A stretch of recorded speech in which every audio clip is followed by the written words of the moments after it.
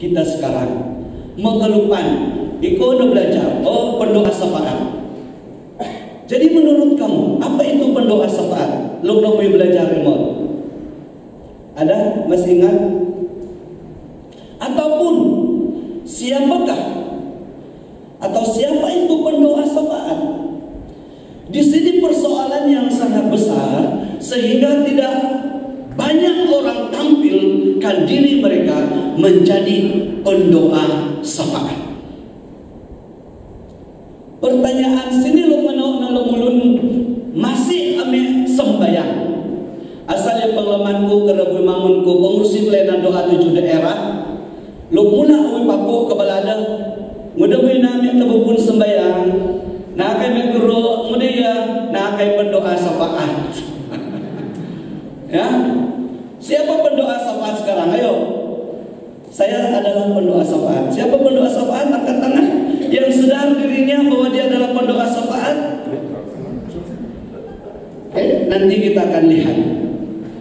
Jadi menjadi dasar rujukan kita pada hari ini terdapat di dalam surat Kejadian ataupun kitab Kejadian pasal 9, pasal 18 ayat 22 sampai ayat 33. Dan saya tidak akan baca ayat itu.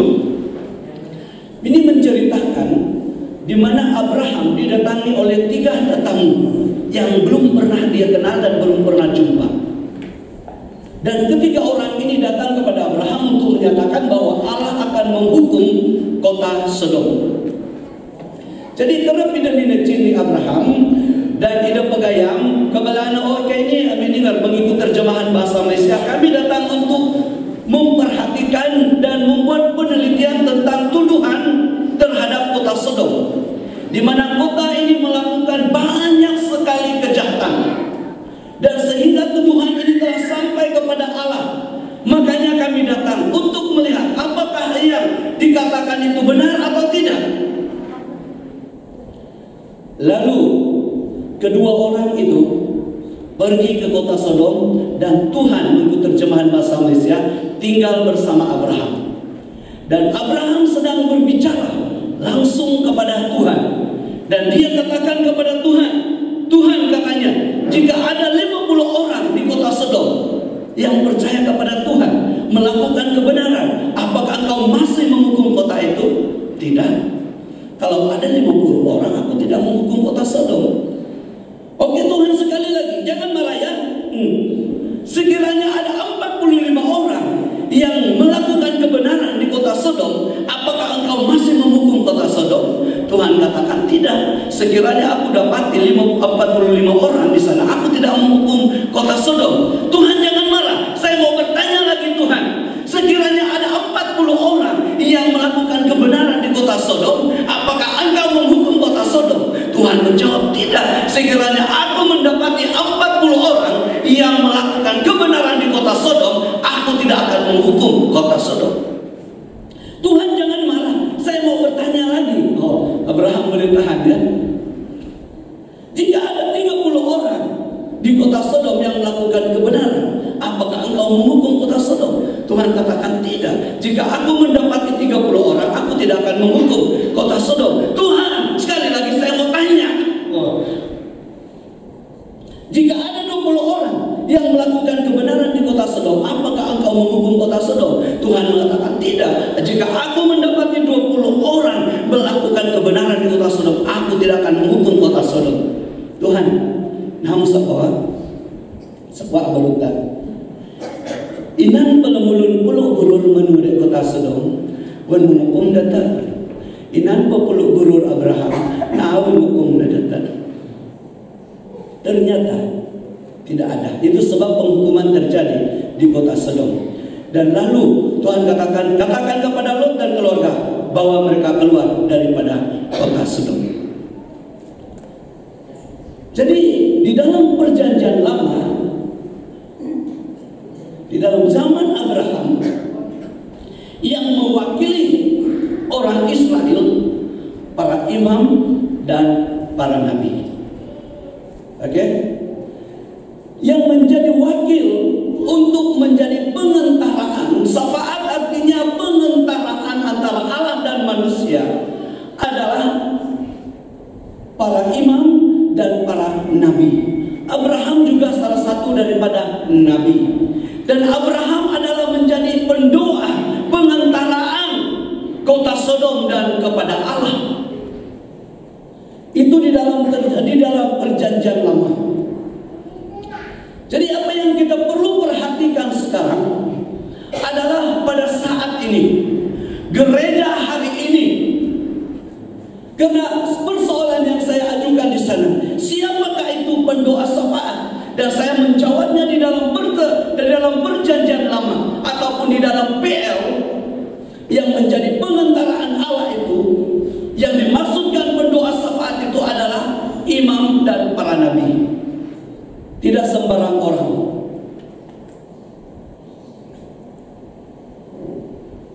Jadi pendoa syafaat adalah orang yang datang mendekat kepada Tuhan untuk menggantikan posisi orang lain yang sudah jauh dari Tuhan, atau seorang yang memohon bantuan doa pribadi atau khusus. Siapakah orang-orang itu? Yang kita maksudkan sekarang ini, siapakah mereka ini yang boleh mendekati Tuhan? Karena pada perjanjian lama yang boleh mendekati Tuhan adalah imam dan para nabi. Dan hari ini siapakah mereka itu? Di dalam firman Tuhan mengatakan, 1 Petrus 2 ayat 9 mengatakan, bangsa yang terpilih imamat rajani. Siapa mereka ini? Mereka ini adalah orang-orang yang berdosa pada awalnya, yang telah diangkat daripada kegelapan kepada terangnya yang ajaib. Dan mereka inilah yang dimaksudkan imamat rajani. Orang-orang Kristen yang sudah ditebuskan, dan permulaannya pada malam hari ini, pada malam Jumat Agung. Sebelum ini manusia tidak bebas berdoa kepada Tuhan. Asal yang perjanjian lama mon ado deh mamripa. Kau nak ambil sebayang pun ya, ngecokolin bahkan sebayang mewakili. Tetapi untuk hari ini, setiap orang yang sudah ditebus oleh darah anak domba Allah itu, mereka itu adalah pendoa syafaat. Ini yang saya katakan. Banyak orang yang tidak mau datang ke kebaktian doa karena mereka berpikir saya bukan pendoa syafaat. Saudara, jika kamu sudah percaya kepada Tuhan, engkau sudah dimenang dan engkau sudah diselamatkan, engkau sudah ditebus dengan darah Yesus Kristus, engkau adalah imamat rajani, umat kepunyaan Allah sendiri. Engkau layak untuk memanggil iya Aba, iya Bapa. Ini dia. Di sini persoalan yang besar. Lu kenapa balik lu mulun bang masalah ini? Sehingga ada ngerawe lu bang perjanjian lama ini. Oh, dan di dalam BEM kita tidak mengakui seorang itu imam dan seorang itu nabi. Tetapi peranan seorang imam, seorang nabi dan seorang rasul sudah ada di dalam seorang hamba Tuhan. Sudah terdapat di dalam seorang gembala. Jadi semua kita yang sudah percaya adalah dikatakan imamat karena kita boleh berseru kepada Tuhan. Amin. Jadi karena itu, kalau ada kebaktian doa, jangan pikirkan mereka yang dikatakan pendoa syafaat. Semua orang yang percaya adalah pendoa syafaat. Amin. Tepuk tangan bagi Tuhan Yesus Kristus. Itu dia. Ini punya masih belum tabukun sembayang. Ngecek muda, nah ini pendoa syafaat guru. Mudah-mudahan pendoa syafaat. Nah ini karunia kayak. Siapa kata kamu tidak ada karunia? Saya berkhotbah dulu masa saya pelayanan di sana. Siapa yang pikir dia tidak ada karunia, jumpa saya selepas kebaktian.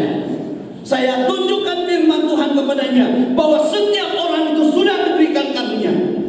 Amin. Jadi pendoa syafaat itu, saya dan Anda semua, tidak ada seorang pun yang terkecuali di antara kita yang sudah ditebus oleh darah Yesus Kristus. Itu terjadi pada malam Jumat, waktu Yesus menghembuskan nafasnya yang terakhir. Apa yang terjadi? Tabir bait Allah telah terkoyak dari atas ke bawah. Ini menunjukkan tidak ada lagi penghalang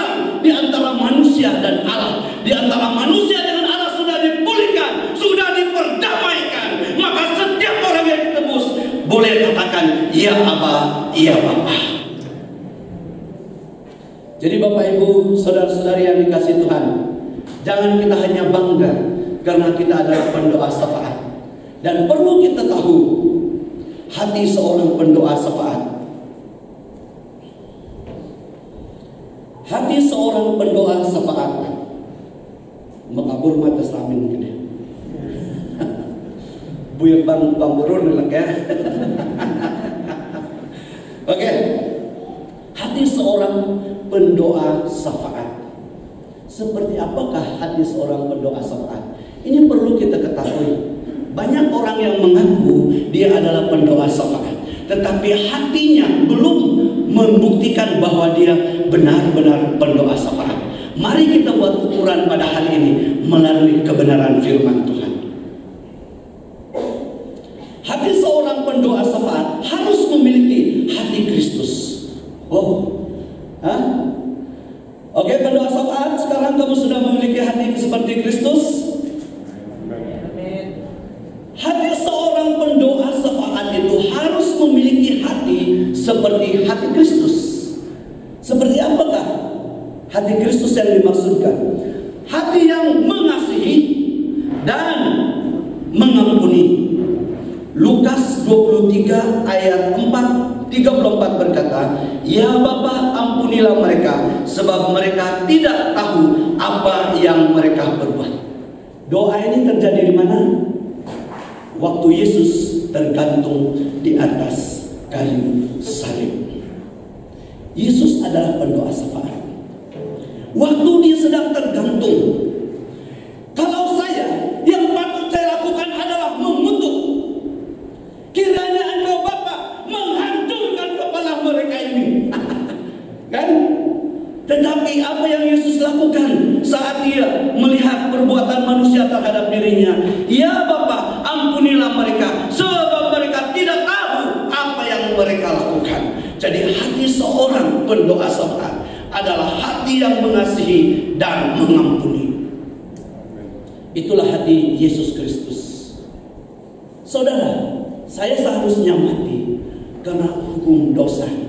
Di dalam Roma mengatakan, tetapi karena kasih anugerah Allah, saya diselamatkan. Sebagai pendoa, kita harus menunjukkan hati Kristus ini, supaya kita dihargai dan dipercayai. Banyak pendoa-pendoa yang tidak dihargai, yang tidak dipercayai, karena tidak memiliki hati Kristus. Tidak ada rasa kasih sayang, tidak ada rasa belas kasihan, tidak mau mengampuni sesama manusia. Siapa kamu? Tidak mau mengampuni sesama manusia. Allah sendiri siada mengampuni kita.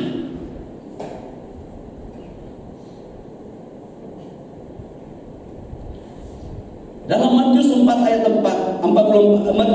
44 berkata, Yesus mengajar murid-muridnya, "Kasihilah musuhmu dan berdoalah bagi mereka yang menganiaya kamu." Itulah hati seorang pendoa syafaat. Kasihilah musuhmu, berdoalah bagi mereka yang menganiaya kamu. Bagaimana kita dapat berdoa untuk orang yang menyakiti hati kita, yang menganiaya kita? Aduh, bahasa kan? Tapi itu hati seorang pendoa syafaat. Mendoakan mereka yang menganiaya kita, artinya yang membenci kita, yang tidak senang dengan kita. Doakan mereka, jangan mengutuk mereka, tetapi doakan mereka. Amin. Satu hari pengalaman saya waktu di sekolah, saya sangat sakit hati dengan seorang teman. Masa itu saya masih belajar. Setiap kali wi papun wingit tunana naik mereka jawaban dokter. Me apa po me patun. Jo ya apa po jo dong bulu. Haya beriko. Nangis pula Abdul Karim kelentap pedo di pembukot beriko. Tidak pernah memberi jawaban yang menyenangkan hati saya. Dan saya menyimpan dendam. Satu waktu Roh Kudus menegur saya. Di sini adalah tempat kamu latihan menjadi seperti Kristus, mengampuni musuh. Dan saya berusaha untuk berdoa. Satu hari pada hari Minggu saya mengambil doa dan puasa. Satu hari saja, hari Minggu saya berdoa, Tuhan berikanlah kerendahan hati kepada saya, dan saya mengampuni saudara saya ini, dan saya sebut nama dia. Dengan penuh kasih Tuhan saya mengasihi dia, dan saya mengampuni dia. Apapun yang dia lakukan kepada saya selama ini, Tuhan saya ampuni dia seperti Engkau telah mengampuni saya. Hari Isnin kami ke sekolah, dan mereka yang awal keluar istirahat dan saya lambat. Waktu saya keluar dan kami berjumpa, Roh Tuhan berbicara. Oke, waktunya. Dan kerap kedok munang muda ni tacu nang apal lana muda ya berena mutu doa nemu selama dia usimpan dendam nemu berena wi mutu doa nemu na wilayak na lo kodang nemu macam wi sekolah me kodo mulun Tuhan belajar bebenarnya belajar mampuni kabalane ngapal ko satu no wilok na doa nemu wilok no lo kodang dewan ya kami sekarang berdamai. Haleluya. Ini dia hati Yesus dan hati seorang pendoa sepakat itu mengasihi dan mengampuni. Biasanya kita ini selalu tuntut, dia yang mula, dia yang datang jumpa saya lah. Tuh kenapa? Tahu ni kan menang gini-gini lah. Coba Yesus kudangnya, negini nak kemung tahu apa? Mereka yang mula buat dosa, biar orang yang datang berlutut di hadapan saya, baru saya ampuni. Tapi Tuhan tidak. Dia tidak.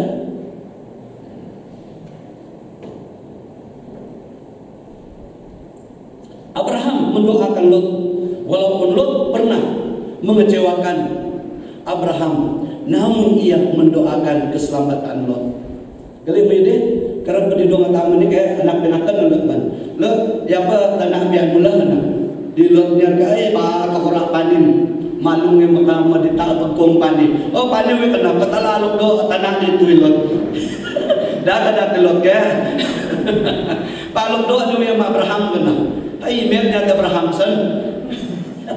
Tetapi Abraham berdoa untuk keselamatan, bukan saja untuk Lot, tapi untuk orang kota Sodom yang tidak pernah ia kenal. Siapa lagi? Stefanus juga seorang pendoa syafaat. Walaupun dia aniaya bahkan sampai mati, namun ia minta Tuhan mengampuni dosa mereka. Tuhan ampunilah mereka. Oh luar biasa. Sedang dia direjam dengan batu. Wan bitong batu yang datang mantinan kinanak. Necing dia mati. Necing mati lah. Ataupun necing mati. Kayak mana-mana lah. Yang penting dia mati ujungnya. Dilimpara, direjam dengan batu sampai dia mati. Tapi apa yang dia lakukan? Tuhan ampuni mereka. Luar biasa. Cobalah hati kita berdoa syafaat seperti itu. Tidak adalah orang tidak mau berkawan dengan kita. Amin.